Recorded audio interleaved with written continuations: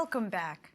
In the previous lecture, we discussed some key factors affecting the health of humans and the health of the planet. The news was pretty disheartening, and it served as a wake-up call to take action.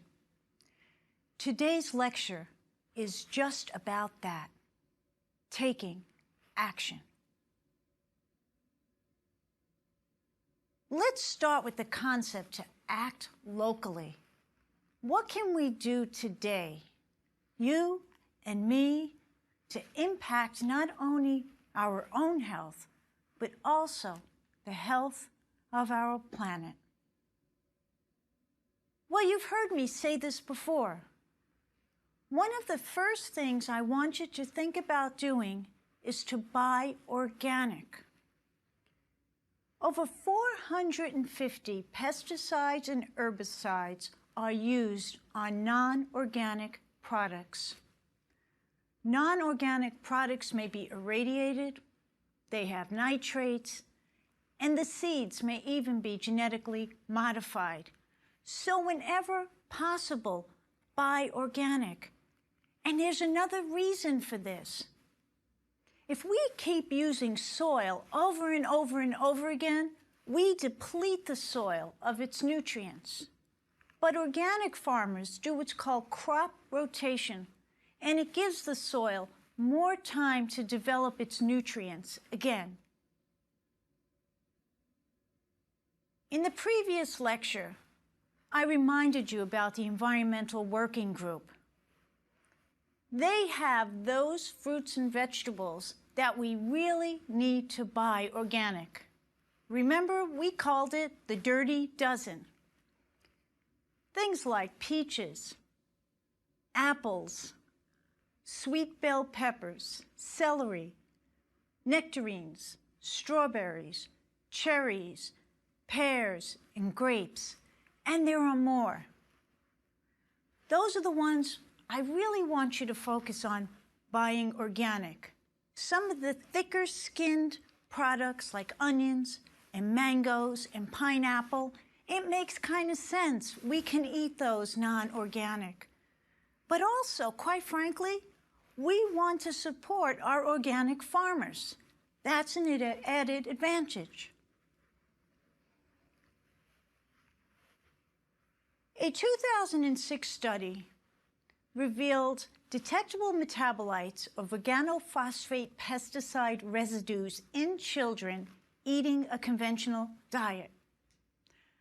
The really good news is that when these children were taken from the conventional diet and placed on an organic diet, there were no detectable metabolites. If the children were placed back on a conventional diet, the metabolites were detected again.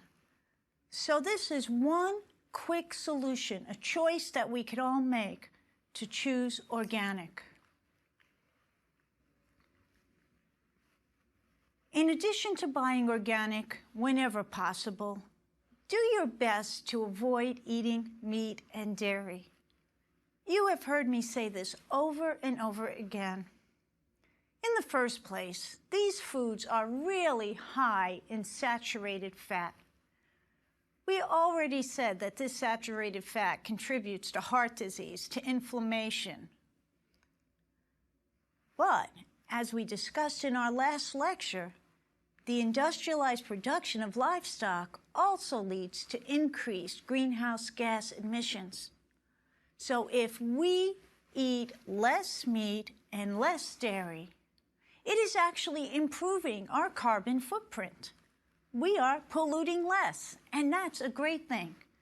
And we have lots of other good choices. We can have beans, lentils, and legumes as a great source of protein. This quick and easy substitution can be your individual contribution to decreasing greenhouse gas. What else can we do? When you go to the supermarket, I want you to look for eggs that are free range and omega-3. That's what I want you to look for on the label. Why do I want them to be omega-3s? Because if an egg gets transported over a distance, the egg becomes pro-inflammatory. The omega-6, omega-3 ratio is 15 or more to 1. So we want to have the omega-3 back in the egg. And the egg you get on the farm is the freshest, best egg you can get. And if you choose to eat poultry, I want you to look at the packaging here also. I want you to look for free range, free of antibiotics and hormones, especially if you have small children. We don't want our children to be getting the hormones in the meat. So ideally, I would love for you to buy all of these products, the eggs, the poultry, organic. And as I've said in previous lectures, if choosing fish, make sure it is wild caught, such as wild sockeye salmon. The fatter a fish, the more fat on the fish, the more toxins in the fat. So choose a wild sockeye salmon or a wild trout, for example. Speaking of fish, there is a clear difference between wild and farmed salmon. And a study came out in Science in 2004 where researchers found that farm-raised Atlantic salmon had significantly higher levels of 13 toxins when compared with wild Pacific salmon.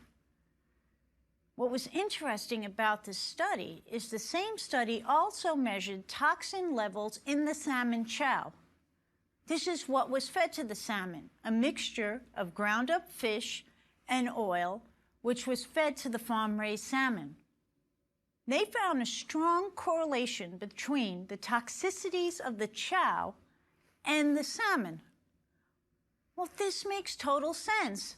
What they concluded was that the toxins are being passed into the salmon from their food. So what I tell my patients is I say, if you're going to eat an animal, even if it's salmon, I want you to ask the question, what did the animal eat? And I think you know by now that I want you to eat more legumes, beans, and lentils, and in general, less animals. An FDA veterinarian article gives some insight into what's going on in fish farms.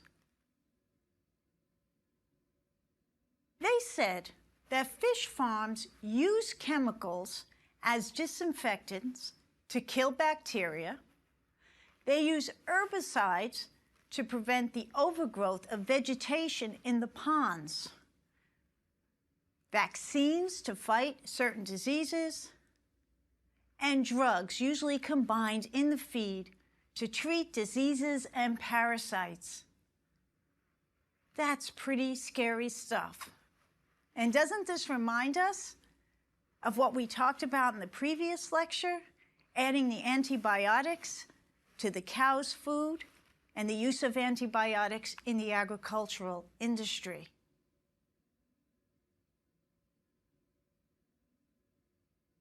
So remember, when you make the decision to go and have fish, make sure it is wild and not farmed.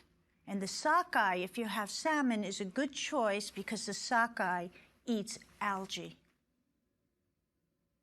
So we discussed some easy steps we can take that promote not only our own health, but these steps promote the health of the planet as well.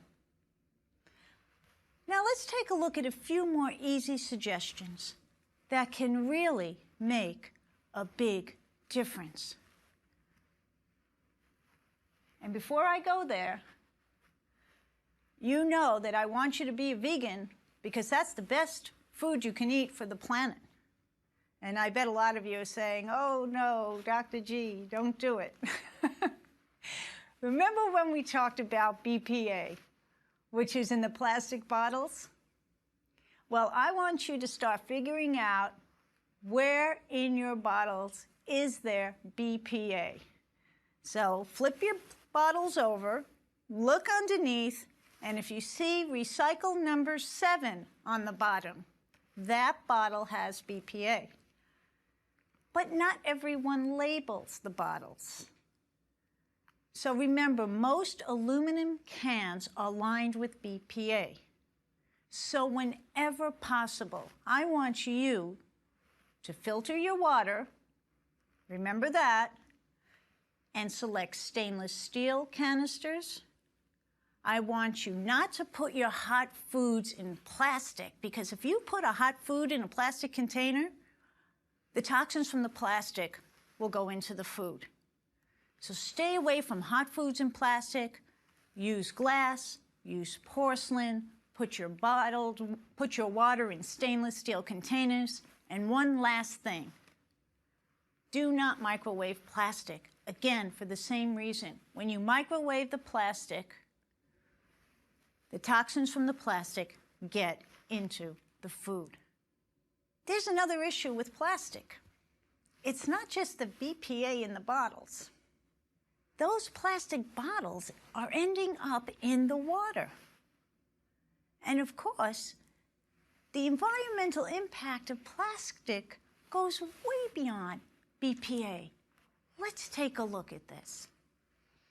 We now know that plastic constitutes 90% of all trash floating in the world's oceans. Let me say that again, because this is kind of mind-boggling to me. Plastic constitutes 90% of all the trash floating in the world's oceans. The United Nations Environment Program estimated in 2006 that every square mile of ocean hosts 46,000 pieces of floating plastic. In some areas of the ocean, the amount of plastic outweighs the amount of plankton by a ratio of 6 to 1. I had never heard about the Pacific garbage patch until a couple of years ago, but there is actually something out there called the Pacific garbage patch. It's a trash vortex that spins around. It's a gyre of ocean litter, which is in the North Pacific Ocean. The exact size of the vortex is unknown, and estimates range from an area the size of the state of Texas to one larger than the continental United States. And there's one other sad piece to the plastic story, and this one really hurts me a lot to see. It's the albatrosses are dying because they're eating the plastic, and they're eating the plastic bottle caps. So not only is it bad for us, not only is plastic bad for the planet, plastic is bad for the animals as well. So this is one that we really need to have a solution to immediately. And I'm thrilled that people are giving up on their plastic bags, for example. I'm really happy with that. I love when I see people going to the supermarket now and they have a cloth bag that they can reuse. Did you know every year it takes 17 billion barrels of oil and produces 2.5 billion tons of carbon dioxide pollution to produce the 30 billion plastic bottles Americans use? That's crazy. It takes 3 times the amount of water to produce the bottle as it does to fill it. Now add to that the cost of transporting those heavy bottles, and this in no way adds up to environmental stewardship. So at the end of the day, we are going to filter our water.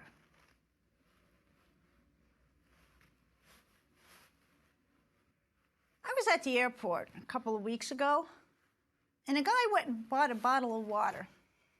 He was in front of me on the line, and he paid $5.12 for a bottle about yay big. And I said to him, when did we reach a place in our life and in our society that we pay $5.12 for a bottle of water? So please, when you go to work, filter your water at home, put it in that stainless steel bottle. This really helps us to avoid using the plastic. It prevents us from getting the exposure to the BPA. And if you absolutely must use plastic, recycle. But you know, a lot of people used to say to me, well, I recycle my plastic, but look where it's ending up. It's ending up in the ocean. So obviously all that plastic isn't getting recycled. So cut down its use as much as possible. Because remember this, plastic is forever. So I hope I convinced you. I really do. I hope I convinced you to put aside those plastic bottles. And I have to tell you one quick story. I gave a similar lecture to this to a group of Canadians. And about 3 months later, one of the men in the audience came to me and he said, you know what I did? I said, what did you do? He said, I went to the head of my golf club and I told them what you said about plastic. And so what the golf club has done is we all now have a stainless steel bottle with the name of the golf club on it, and a guy just goes around with the cart and refills it with filtered water. One person changed the entire golf club. That's powerful medicine. One person could do that. Imagine if all of us did these contributions. And I have one last recommendation. I want you to walk instead of drive. Sounds so simple. Walking is medicine and improves everything from our weight to our cholesterol to our depression. Remember, we said exercise helps us sleep better. So if we choose to walk or bike instead of driving, not only do we help ourselves, but that's a perfect way to help the planet. So far we have been discussing those things that we can do as individuals. I'm going to say it again. We could all be vegan. I want you to get rid of the dairy if you can, and especially that red meat. We can filter our water. We don't have to buy plastic bottles, and we certainly don't have to drink from them. Now let's look at some other changes that are happening at a little bit of a larger level, both institutionally and nationally. In our last lecture, we talked about the misuse of antibiotics in livestock. You're probably tired of me saying this. We shouldn't give animals that don't have infection antibiotics. It leads to antibiotic-resistant bacteria. Well, one country has taken steps to solve this problem, Denmark. In 1998, Denmark eliminated non-therapeutic antibiotic use in livestock. In the World Health Organization review of this intervention, a dramatic decrease in resistant bacteria was observed in animals, meat, and humans. What more do we need? A decrease in resistant bacteria in animals, meat, and humans. This is exactly what we want to see, just by eliminating the non-therapeutic use of antibiotics. In addition, eliminating the routine use of these antibiotics in livestock reduced human health risk without significantly harming the animal's health, or guess what? Even the farmer's income didn't suffer. Denmark is a great example of what can happen if we change policy. And policy change is a big piece of this puzzle. But as we've seen, individuals can affect change very quickly, like getting rid of the plastic bags. So we need to tackle this problem from a couple of different directions. As a physician, I am really pleased to say that medical professionals as a group are taking some really good positive steps toward improving the health of the planet. One organization that's having an incredible impact is Healthcare Without Harm. You may not think a lot about this, but for years, hospitals would pile all of their waste, IV bags, pumps, anything that they could, in incinerators and burn the material. All of that material was being released into the atmosphere. Healthcare Without Harm decided to take on this issue. In 1988, there were 6,200 medical waste incinerators in the United States. By 2003, that number was down to 115. That's the power of what a group coming together can do. Healthcare Without Harm has also done some other interesting things. They have been single-handedly behind the global ban of mercury, particularly in healthcare systems. The Philippines, Argentina, Mexico, countries all over the globe are no longer using mercury, particularly mercury thermometers, because of their effort. And a third success that they're working on right now, they're working with hospitals to eliminate the use of PVC. That's vinyl plastic, and it's used everywhere in healthcare. Think about this. IV bags are plastic, disposable gloves, curtains, even hospital flooring is made of PVC. The use of PVC creates a number of environmental and health risks. Due to these concerns, many healthcare facilities around the world are switching now to safer, cost-effective medical devices that don't have vinyl plastic. And bravo to Healthcare Without Harm for leading the way.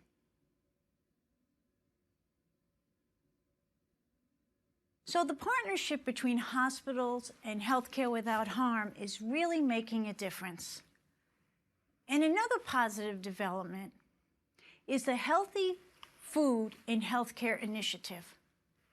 I remember when I was stenting in the 90s, and I would put the stent in, and my patients would go up to the room in the hospital, and they would get a roast beef and mayo sandwich on white bread.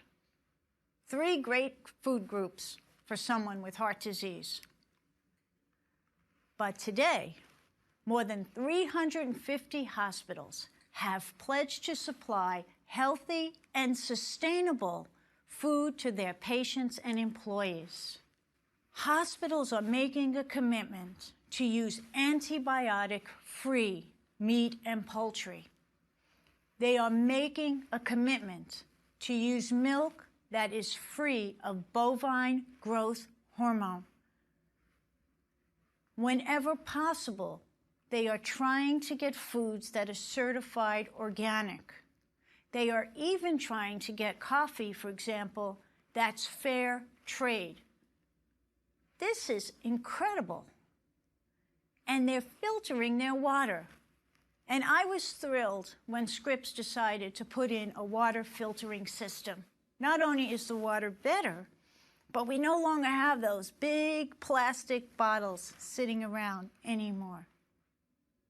There are many hospitals I can talk about here, but I just picked one because it illustrates what a little bit of policy change can do, and that's the Dominican Hospital in Santa Cruz.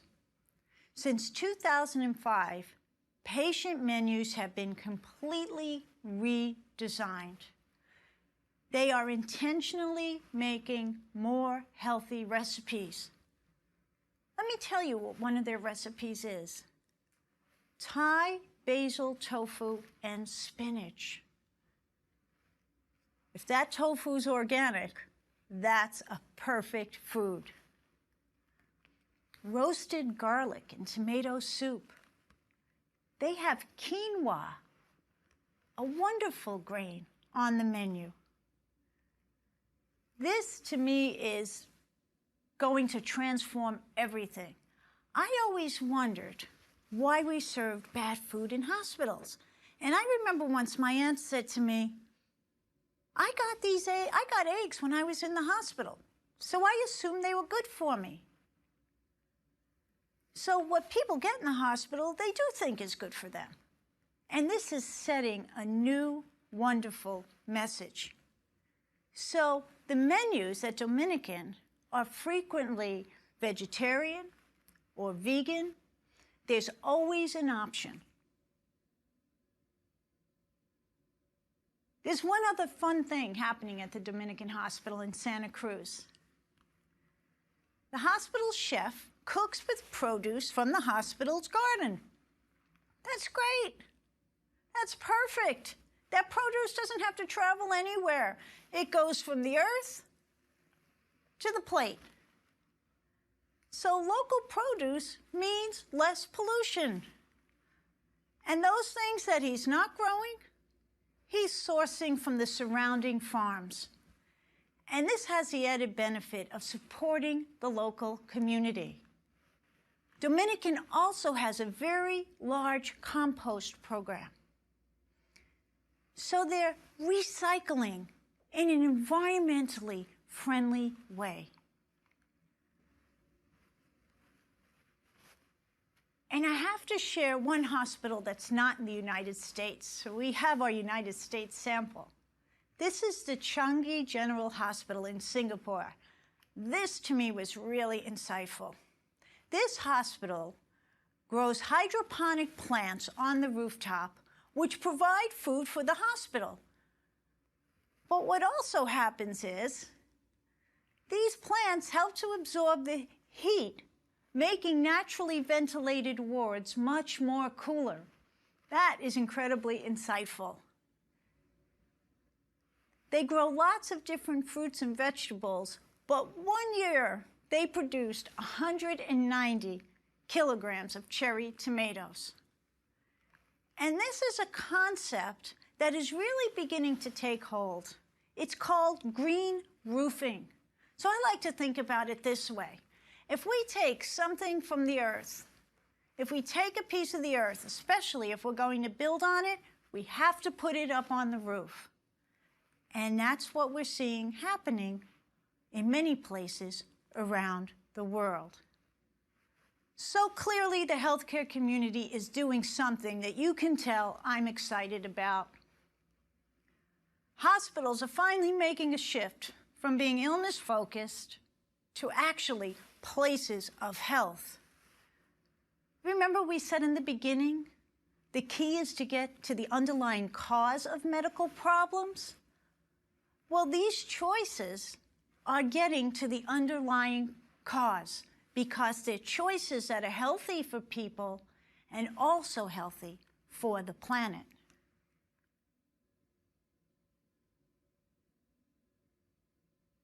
Today we have seen that human health is connected to the health of the planet. in a very meaningful and special way. When we make those right choices for our own health, we are also making choices that are right for planet Earth. Truly, what is personal is universal.